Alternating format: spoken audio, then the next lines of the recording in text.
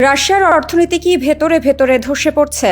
মুদ্রাস্ফীতি বাড়ছে, বাজেট ঘাটতি আকাশ ছোঁয়া, তবুও পুতিনের ট্যাঙ্ক কেন থামছে না? পশ্চিমা নিষেধাজ্ঞার চাপ, যুদ্ধের ব্যয় আর ঘরে ঘরে ক্ষোভ, তাহলে রাশিয়া টিকছে কিভাবে?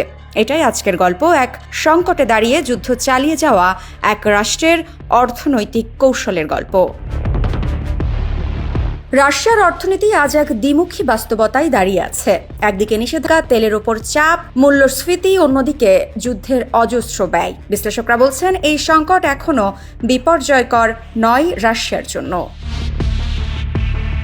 Centre for strategic and international স্টাডিজের গবেষক মারিয়া স্নেগোভায়া জানান, রাশিয়ার উপর যে আঘাত এসেছে তা এখনও ক্রেমলিন সামলাতে পারছে। অর্থাৎ যুদ্ধ চলবে যতক্ষণ না অর্থনীতির শিরায় রক্ত শুকিয়ে যায়। এদিকে রয়্যাল ইউনাইটেড সার্ভিসেস ইনস্টিটিউটের রিচার্ড কনোলির মতে, যতদিন রাশিয়া তেল উত্তোলন করতে পারবে এবং মানানসই দামে বিক্রি করতে পারবে, ততদিন যুদ্ধ চালানোর অর্থ তারা পাবে। তবে তিনি সতর্ক করেন, অর্থনীতির বর্তমান অবস্থা রাশিয়ার জন্য মোটেও স্বস্তিদায়ক নয়।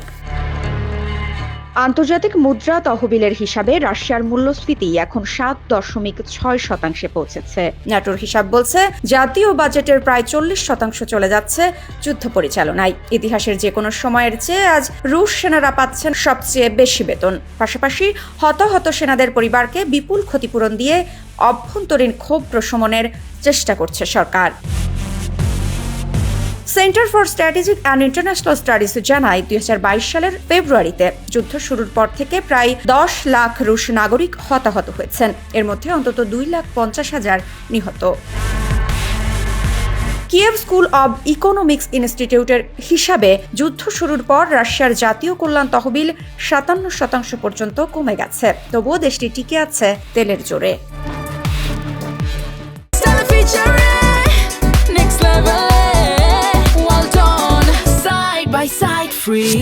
কিন্তু যুক্তরাষ্ট্র ও যুক্তরাজ্যের নতুন নিষেধাজ্ঞা এখন রাশিয়ার তেল খাতকে চেপে ধরেছে। লুক অয়েল ও রসনেফটের মতো বৃহৎ প্রতিষ্ঠানগুলো বাধ্য হচ্ছে ছোট নিষেধাজ্ঞার বাইরে থাকা কোম্পানির মাধ্যমে তেল রপ্তানি করতে, যা ব্যয় বাড়াচ্ছে বহুগুণে।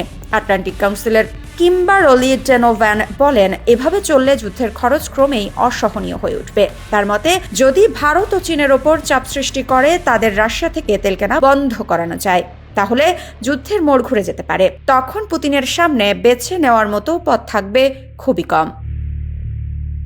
মৃত্তিকা সিনহা বিশ্বাস, নিউজ 24।